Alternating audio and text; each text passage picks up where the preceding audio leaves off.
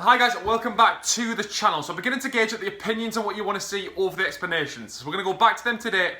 I'm going to look at the 5 players that I think are in genuine contention for the Premier League. Now I've left Dirk van Dijvenbode out as he isn't in the Masters, and I think that's really going to harm his chances because I think one of these 5 will go deep, and that could be the all-important factor.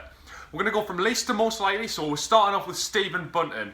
He's an ex-world champion and a 2-time world master who made the World Championship semi-final this year. However, one sprinkling of good form doesn't make up for a lacklustre year. He was unlucky to miss the Grand Prix, and in his last Premier League appearance he didn't actually get relegated, he did finish 8th.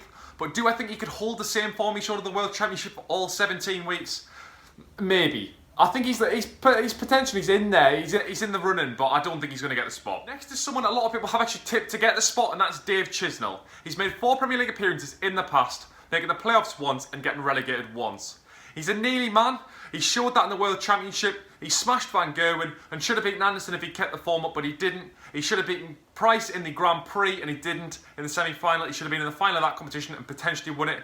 Do I think that's going to change this year? No, I don't. So I would potentially like to see the spot go to someone else. But if Chisnall impresses in the Masters, I can understand why he gets selected. The next one might be a bit controversial, but I'm going to say it anyway. It's Daryl Gurney. A World Championship quarter-final and a UK Open semi-final.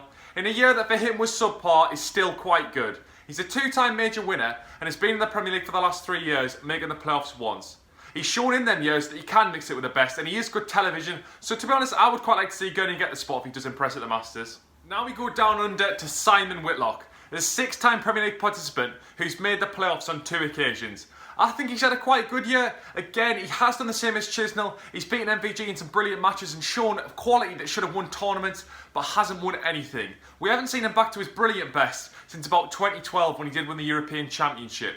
I do think if he gets a spot in the Premier League, he won't get relegated and can push towards the playoffs. But do I think he's going to get the spot? Right now, I think he's the outsider and he does need a really good run in the Masters if he's going to get there. So the final player for me is Michael Smith, a World Championship, World Match player and Premier League runner-up. His throw's mesmeric, it's absolutely box office, and he can beat the best players week in, week out.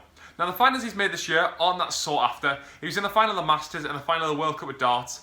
And to be honest, at the World Championship he did look very poor. But I know if he gets the chance, he will still do himself justice, as we've still got quite a while to wait before the Premier League actually starts. Now I think as long as one of the 9 that are in the Premier League wins the Masters, he'll be fine. But if someone outside that 9 wins the Masters, then they could potentially take the spot off him. But as of right now, I think it's Michael Smith's. Before you shout at me, I haven't forgot James Wade. Now if you questioned me and said, well, is he better than Stephen Bunting? This year, yeah, he probably has been better than Bunting. But I think Bunting's better to watch on TV, and I think he ticks more of the Premier League's boxes than James Wade does. I think because of some of his interviews of recently, I don't think he's going to get the spot, and I can't see him getting in the Premier League anytime soon. He would really need to win a major title, a World Match player, a World Championship to get himself back in there. So that wraps up the video for me. Hope you did enjoy this. If you did, drop it a like and drop me a comment on what you want to see, because I'm currently running blind and I've got no idea. The channel's struggled in the last couple of days, but if you let me know in the comments the sort of videos you want to see, that would help me out massively. I'll have another one out for you tomorrow, and we'll have some Masters previews later in the week, so I will see you then.